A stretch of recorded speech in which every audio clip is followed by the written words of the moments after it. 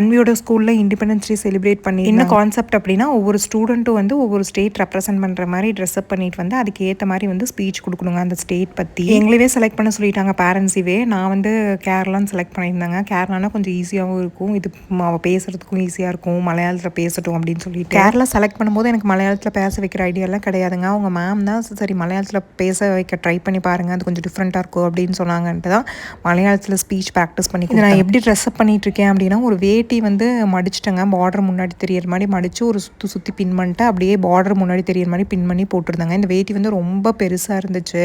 அவளுக்கு எல்லாம் மாட்டி விட்டு எல்லாம் பண்ணி விட்டதுக்கப்புறம் அவனால் நடக்கவே முடியலங்க. ரொம்ப வெயிட்டாக இருந்திருக்கும் போல். மடிப்பெல்லாம் எடுத்து சொறி விட்டதுக்கப்புறம் நான் எல்லாம் போட்டு பின் பண்ணி மடிப்பெடுத்து நீட்டாக குத்தி விட்டேங்க. கொஞ்ச நேரம் நடந்து பார்த்தா ஒரு 2 மினிட்ஸு.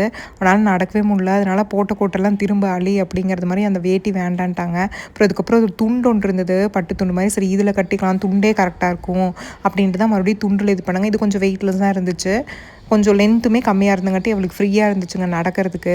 ஒரு பின் பண்ணிட்டு ஒரு சுற்றி கொண்டு வந்துட்டு அப்புறம் முன்னாடி வந்து அந்த பார்டர் தெரியிற மாதிரி மடிப்பெடுத்து உள்ளே சொருகிட்டோன்னா சரிங்க. இது வந்து ப்ராப்பராக வந்து கட்டுற மெத்தட் கிடையாது, ஆனால் நான் வந்து கொஞ்சம் ஈஸியாக கட்டிட்டேங்க. என்ன சொல்லியிருந்தாங்க அப்படின்னா ஸ்கூலில் ட்ரெடிஷ்னலாக ட்ரெஸ்அப் பண்ணிட்டு வாங்க, அந்த ஸ்டேட்டோட ட்ரெடிஷ்னல் ட்ரெஸ்ஸை ரெப்ரசென்ட் பண்ணுற மாதிரின்னு சொல்லியிருந்தாங்க.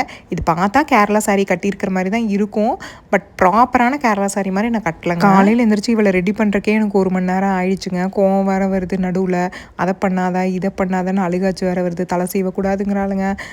அது வேறு அந்த வெயிட்டு தூக்க முடியலன்னு வேறு கோவம் வந்துருச்சுங்க. அந்த முதல்ல போட்ட வெயிட்டி போட்டங்காட்டி அப்புறம் அப்படியே ஒவ்வொன்றா ஒட்டியானோ நெத்தி சுட்டி எல்லாம் போட்டு கண்ணுக்கு மையெல்லாம் போட்டு, ஏன்னா மையெல்லாம் போட்டால் தான் கேரளா பொண்ணு மாதிரி தெரியுங்க. அதுக்கப்புறம் சந்தனமும் ப்ராப்பராக வச்சு விட்டேங்க. ஏன்னா மை போட்டு சந்தனம் வச்சாதான் வந்து நம்ம கேரளா அப்படிங்கிறதே தெரியுங்க. அது மாதிரி அதனால தான் வந்து அது மாதிரி பண்ணிவிட்டு இவளை ரெடி பண்ணுறக்குள்ளேயே எனக்கு ஒரு வழி ஆகிடுச்சுங்க. போதும் போதும்னு ஆயிடுச்சு. ரெடியும் ஆக மாட்டேங்கிறா, அங்கே குத்துது இங்கே குத்துதுங்கிறா. நம்ம அவங்களையும் தப்பு சொல்கிறதுக்கு இல்லைங்க. டெய்லியும் வந்து ஃப்ரீயாக டிஷர்ட்டு ஷார்ட்ஸ் போட்டு சுற்றிட்டு இருக்கிறாங்க. ஒரு நாளைக்கு இந்த மாதிரி ஜுவல்ஸு ஒட்டியானோ நெக்லஸ்ஸு அது இதுன்னு போட்டோம்னா அவங்களுக்கு குத்துற மாதிரி தெரியுது. அப்புறம் இந்த மாதிரி ட்ரெஸ்அப் பண்ணி விட்டோம்னாலே அவங்களுக்கு ஒரு மாதிரி இருக்குது. கல்யாணத்துக்கு எங்காவது ஃபங்க்ஷனுக்கு போகிறனாலே இந்த ட்ரெஸ் வேண்டாம் அந்த ட்ரெஸ் வேண்டாம், குத்துது பிடிக்குதுன்னு தான் சொல்லுவாள். இது வந்து இவ்வளோ வெயிட்டு நம்ம ஒரு நாள் புதுசாக போட்டோம்னா அப்படி தான் சொல்லுவாங்க, வேறு வழி இல்லை. அவளை ஒரு வழியாக ரெடி பண்ணி அவர் கூட அனுப்பிச்சி விட்டேங்க. அதுக்கப்புறம் நான் ரெடியாகி அப்புறம் அவர் திரும்ப வந்து என்னை கூப்பிட்டு போனாருங்க. ஏன்னா நான் அவள் கூட கிளம்புறதுக்கு என்னால் ரெடியாக முடியலங்க. அவளை கிளம்பி விடுறதுக்கே அளவாக போச்சு. அவளோட ஸ்பீச் வந்து முன்னாடி வீடியோவில் போட்டிருக்கேன் பாருங்கள், முன்னாடி போய்.